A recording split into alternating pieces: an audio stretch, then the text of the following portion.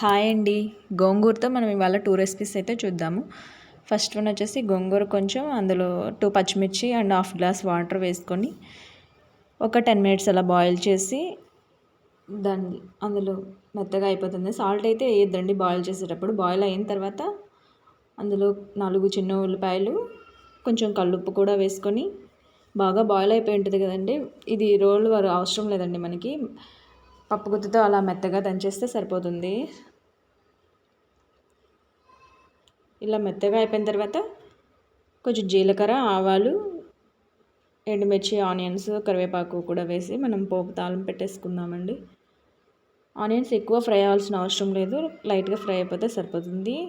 ఈ తాలింపు చట్నీలో వేసేసి ఒక 2 మినిట్స్ ఉంచేసుకుంటే సరిపోతుందండి. ఐరన్ ఎక్కువగా ఉంటుంది కాబట్టి మనం గోంగూర రెగ్యులర్గా తీసుకుంటే మంచిది అంటూ ఉంటారు కదండి. సో అందరూ వీక్లీ వన్స్ అయినా తీసుకోండి, బాగుంటుంది. ఇది మనకి దోశ, పలావ్, రైస్లోకి చాలా బాగుంటుంది.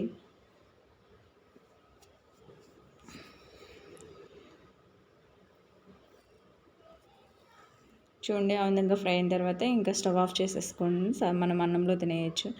సెకండ్ రెసిపీ వచ్చేసరికి ఆనియన్స్, గోంగూర, కొంచెం ఎండుమిర్చి, కొంచెం చింతపండు కూడా తీసుకోండి. గోంగూరను అయితే ముందుగా ఫ్యాన్ కింద కొంచెం ఆరబెట్టేసేయండి. ఆనియన్స్, చింతపండు, ఎండుమిర్చి మనం రోట్లో వేసేసుకొని కల్లుప్పు కూడా కొంచెం యాడ్ చేసుకొని ఆనియన్స్ కచ్చాపచ్చాగా దంచుకోండి.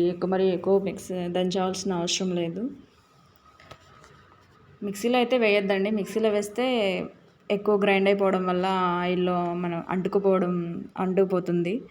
కచ్చపచ్చగా దంచేస్తే సరిపోతుంది. దీన్ని మనం తాలింపులో వేసేసి ముందుగా ఆరబెట్టేసుకున్న గోంగూరని ఈలోపు కట్ చేసేసుకొని ఆనియన్ ఫ్రై అయిపోయిన తర్వాత బాగా ఫ్రై అయిన తర్వాత గోంగూరని మనం వేసుకుందాము. చూడండి, ఆనియన్స్ ఫ్రై అవుతున్నాయి. ఆనియన్ పేస్ట్ అది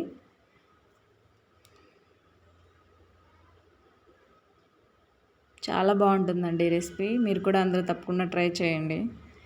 ముందుగా కట్ చేసుకున్న గోంగూర ఆనియన్ ఫ్రై అయిన తర్వాత మనం వేసుకుందాము. చూడండి, అలా ఆయిల్ పైకి వచ్చిన తర్వాత కట్ చేసుకున్న గోంగూర వేసేసి జస్ట్ ఒక 10 మినిట్స్ అలా ఫ్రై చేసేస్తే మీడియం ఫ్లేమ్లో సరిపోతుందండి. ఇది మనకి 15 డేస్ వరకు నిల్వ ఉంటుందండి. బయట ఉంచినా పర్లేదు, ఏం ప్రాబ్లం లేదు, చాలా బాగుంటుందండి. ఫ్రిడ్జ్లో ఉంటే ఇంకా 1 మంత్ వరకు మనం యూజ్ చేసుకోవచ్చు. ఇది కూడా రైస్లోకి చాలా బాగుంటుంది.